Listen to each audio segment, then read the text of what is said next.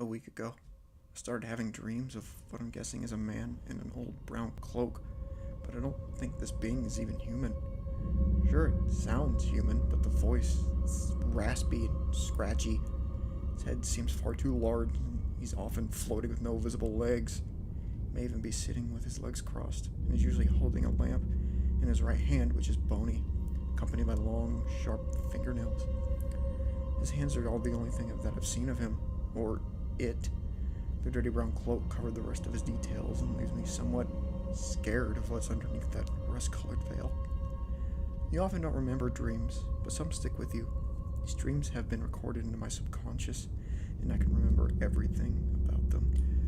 I recall being in a void of stars, sand on my heels as a slight gust of wind hit my face. It was one of the most surreal dreams I've ever had, until I laid my hazel eyes upon the cloaked being. It emitted an aura of mystery and fear. My mind was screaming at me to go talk to it, and like a slave to its master, I obeyed. Approaching the entity, it lifted up its left arm, the dim lamp giving me just enough light to see it had what appeared to be amber-colored fruit. Waves of what looked like dancing flames cascaded the skins of the fruit. Eat of the fruit, and you will receive blessing, the being stated. I picked up one of the fruits. It felt soft and oddly familiar to me. Where have I felt this before? The fruit was round and the size of a small ball. What is this blessing? I asked the entity. It raised up its left hand. Looking closer, I had realized it only had 3 index fingers. It shall reveal itself unto you, he stated, almost sounding giddy. I swallowed out of nervousness and smelled the fruit, but no aroma came from it. I twirled it between my thumb and index finger. My curiosity got the best of me, and I ate it. It immediately popped in my mouth like a geyser. The mixed taste of sugar and blood filled my mouth. I opened my mouth to spit it out, but the fruit forcibly went down my throat. I will see you soon, the entity stated, and I woke up, screaming. I fell out of bed, the taste of still lingering on my tongue, and the rise of vomit erupted from my throat and onto my wood floor. I couldn't stop coughing and gagging, but no more vomit came from me. I grabbed a wooden cup and forced myself to the nearby lake. I needed to cleanse my mouth from what unholy fruit I had digested. What the hell was that? Oh, God, spare me from this torment. I feel like my prayers had fallen on deaf ears as I look up at the great tree that centers our lands, and I think to myself, I must eat another. I stand, staring at the great tree. Its golden glow bathed the lands in its holy light. Our God has created the tree to keep all safe from unholy beings. But what visited me in my rest? What foul demon plagued my resting mind? I had so many questions as I gaze upon the great tree. I see visions of its burning. A frenzy of flame coats the tree, and the sky above it grew smoky and black as the ashes of golden leaves fall at my feet. I held my head as an orb emerged from the burning tree, emitting the same flames that the fruit had ingested in my dream. The orb of fire began to shape into what looked like the iris of an eye. Its pupil was black, and the retina had a thin line of purple clashing with it. The bright amber flames emitted from the eye as it stared down at me. I felt the back of my eyes begin to burn as madness set ablaze in my cranium. I pulled both hands up to my eyes, the pain unimaginable as I screamed nonsense from my vocal cords and fall to my knees. The pain was end like that. The pain was gone like a gust of wind, and when I uncovered my eyes, the great tree was still shining in all its golden glory. Oh, Goddess, what are these visions? What hast thou wrought upon my lonely state? My voice was knotted as tears fell from my eyes. Yet again, what being of insanity must I endure? Nonetheless, I will endure it for you, O Goddess of the great tree. I stand back to my feet and return to my lonely life, waiting for any injured to approach my home, so that I may heal them with the blessing that have been bestowed upon me by my goddess. Nobody came by my lonely shack, leaving me destitute in human interaction.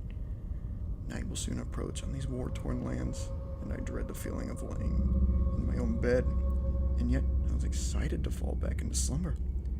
I have thought of the fruit, the memory of its taste lingering on my tongue, the smooth texture of the skin forcing its way down my neck. I yearned a taste of the fruit again. The entity haunting my bed did promise a blessing. and I can feel it encroaching on me. Blessing of the bestower of this fruit must be mine.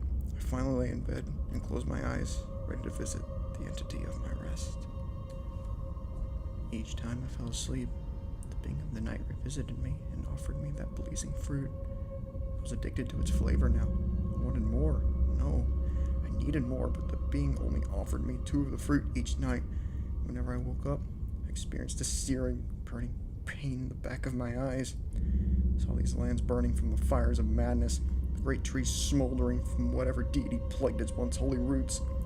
The screams of womenfolk, the howling of war-torn warriors, that echoed throughout the burning sky. These visions that plagued my being, this entity, this envoy of insanity. I need to know more. My long black hair was covered in my face. Voices rang through my ears, but they went quiet as I heard the rustle of chainmail. Someone was growing near. My heart fluttered with excitement as I got up and ran to my mirror to make myself more presentable. Thank the goddess, no matter what damage has forsaken them. I stopped as I noticed my eyes. They weren't the usual hazel I've been, but those of the orange embers emitting from a bonfire. The same color as the skin of the fruit I've been devouring. What have I brought upon myself? I mumbled. I want nothing more than to claw my own eyes out, to rend my sight from the very own skull. Hello? Are you alright, Mom? The voice of a man temporarily broke me free from my maddened state. Yes, I'm quite alright. Oh, by the goddess! My amber eyes gazed up at a wounded knight. He was covered in cuts and bruises. His armor was torn asunder, and he was holding his own left arm. I take him into my own arms and help him into the nearby bed. A trail of crimson trailed across the floor. His left arm was poorly bandaged as blood leaked from it. Lie still, and the blessing of the goddess will heal thee. I put my hands close to my bosom and began to pray. Light started to show from my palms, but it looked wrong. The blessed light from my goddess was now corrupted with the sinister flames that I saw in my visions. The knight lay still in his bed. I can only assume his eyes were closed, but his helmet still covered his face. Should he use this corrupted spell to heal him? I couldn't just let him bleed to death. Without a second thought, I used the healing spell to mend his arm back to his body. What I witnessed after, I'll never forget the stains of insanity he imprinted on my memory.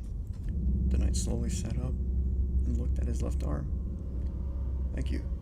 May I ask what your name is? I stared into the dark slits of his helmet. It's Annabelle. May I know yours? I asked. Curiosity plagued my mind, wondering what he looked like. The knight just stared at me. Excuse me, noble warrior? I touched his shoulders, but he didn't budge. I moved my hands to his helmet and began to lift it up, but he suddenly jerked backwards. Palms to the eyes of his helmet as flames burst forward, a frenzied scream escaping his lips. Flames! The screams of the damned! The cacophony of laughs echoing, reverberating in ceaseless onslaught of noise! He yelled as he got off the bed. His palms stuck to his burning eyes. I didn't know what to do. How could I help? I just stood there and watched as he then erupted into flames. The fire was so hot it began to melt the armor to his skin. He fell to his knees as his spine began to arc backwards. A vessel! In an ever-walking nightmare! A degradation of the mind! His voice went quiet. But a beautiful body of madness.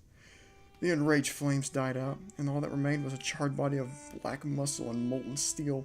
His spine was so far back, the bones snapped, and his body fell to the ground. The thud made a subtle echo across my home.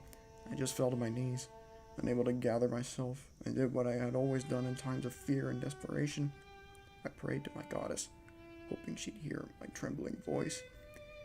After my silent words, I looked back to the broken, burned body of the knight and saw his eyes fall out of his sockets and roll across the floor.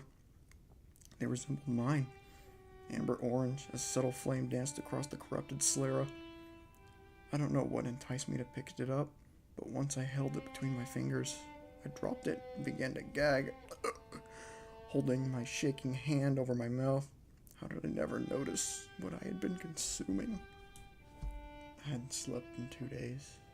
I dragged out the corpse of the knight and threw it in the nearby river with the eyes. I hobbled back to my home and prayed. I prayed for 2 days and 2 nights, fasting, hoping that she would forgive me for tainting her gift.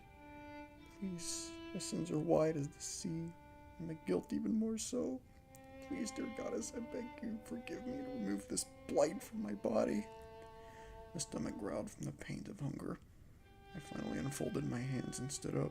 My knees ached and popped from the 42 hours of kneeling. Slowly making my way towards my pantry to see bread and salted meats. Took all I had to stay awake while I ate, and as I finished my meal, I could feel something gazing behind me.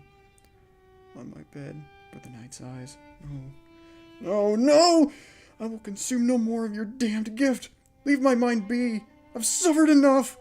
I screamed as I began to rip out strands of black hair from my scalp.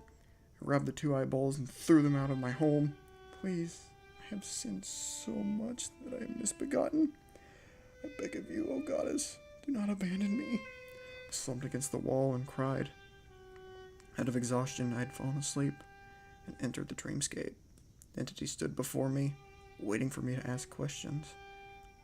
Ones it knew I had. Ask. It said, Why? What is this blasphemous blessing? Why have you tainted me? I spat in anger, falling to my knees. You did that yourself. You ate of the fruit. I simply offered it to thee. The entity stated and knelt down, caressing my cheek with its bony arm. You've been chosen.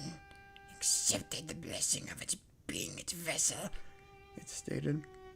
Your goddess despises you. She'll never take you back into her only arms. Give in to madness. The entity put its 3 fingers on my forehead and I woke back up. I felt an unbearable pain in my chest and a searing sensation in my skull. Something was writhing within my breast. Looking into my mirror, I see that a large eye had taken form.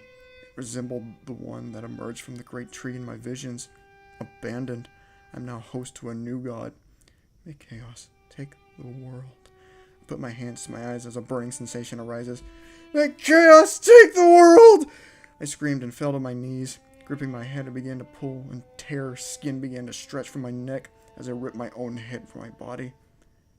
This was no longer my body. It was a cocoon for my new god, and it was ready to spread its wings.